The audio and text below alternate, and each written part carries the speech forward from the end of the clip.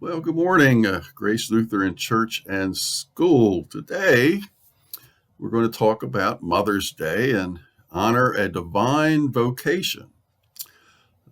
Mother's Day, I think, comes second Sunday in every May, and so May 10th is we're celebrating Mother's Day. Generally, it's reasonably straightforward and easy to become a mother, but that's not typically the subject of Mother's Day. It's a lot more than that. But, scriptures insist some of us haven't always had the best parents, and that's sad. But our scriptures insist that no matter how lowly or poor or frail or different our parents might be, they're all still given to us by God, and we shouldn't deprive them of their honor because of what their failings might be. The Mother's Day that we celebrate is about being a mom, the person of lifelong sacrifice who loves us and provides for us. So if you're like me, you may have more than one mother. There's lots of people who sacrifice and love you in this world. And the love of a mom, when we talk about being a mom, the love of a mother's never exhausted. It never changes, never tires. It endures through everything for our good behavior and our bad. And no matter who might condemn us or feel bad about us, a mother's love still lives on in each of us throughout our years. And Martin Luther makes the point that it's just not enough that the child is born. A parent, a mom, has to raise their children to the service and the praise and the honor of God. In all the world, Luther says, this is the noblest and the most precious work. Why? Because for God, there's nothing dearer than the salvation of souls. So Luther calls the true father and mother apostles, bishops, and priests, because they're the ones who bring their children to the gospel. And so the church prospers through parents, and especially mothers, and the birth of their children. As I said, I was blessed with more than one mother in my life. And I hope you think about those who have blessed you as well. But mothers are just a natural part of God's creation. And this is how God brings sacrificial love and caring and compassion to light in our lives. We get to see it in our moms. Here's an illustration of the blessings of a mother's love. Two college students, they go out, they're going to hear a notorious Christian skeptic, a guy named Robert Ingersoll. He's going to speak on campus, and the lecture finishes, and they're walking back to their dorm and sharing their reactions. One student says to the other, "Wow, he sure knocked the legs out of Christianity and faith in a righteous Jesus." Well, the other student says, "Well, not so fast." He's quick to come back. He says, "I don't think he did a very good job. He did not explain my mother's life.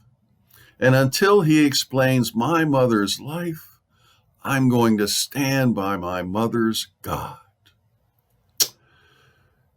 The Hebrew word for compassion is rahamim, and it speaks to mothers because that root word comes from womb, W-O-M-B. And the womb is the place of strongest connection between a mother and her child. The reality of creation unfolds there for 9 months. And so we're brought into the world, bonded into our mother, all that time inside her by compassion. And so God blesses all mothers with that very special experience. And the compassion of blessing that comes from carrying a child in the womb blesses children with a life of forgiveness and second chances from mom. Another thing moms do is their lessons stick with us. they give us really strong life lessons. So as science teachers, teaching on magnetism, and the next day in a written test, she asked, my full name has 6 letters. The first one is M. I pick up things. What am I? Well, she, of course, is looking for the answer magnet. But when the test papers are turned in, the teacher is astonished. She finds that more than half of her class answered the question not with magnet, but with mother. Another lesson about mothers that we all know is a little lighter here. Legally, a husband's supposed to be head of the house, and a pedestrian always has the right of way. Of course, the husband and the pedestrian, they're safe in that assumption and within their rights, as long as they just don't try and confirm it, because we know our moms. So Mother's Day means different things to different people. Children think about mom and someday becoming a mom or a dad themselves. Moms go back and remember the very day of our birth or that first day that they met us. And older generations, grandparents, they remember their parents with fondness, and they think about the legacy of how they raised their children. But most of us, we all should remember that being a mother is a divine calling from God, and therefore that's why we honor and love our mom. It's customary tradition to celebrate Mother's Day with a white carnation if she's gone on and passed away, and a red carnation for the living. So I hope you can do that.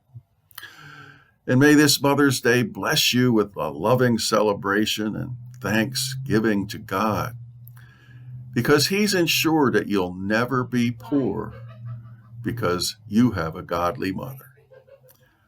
What a great day to celebrate. May you be a blessing. Until we meet again, go in peace. Serve the Lord.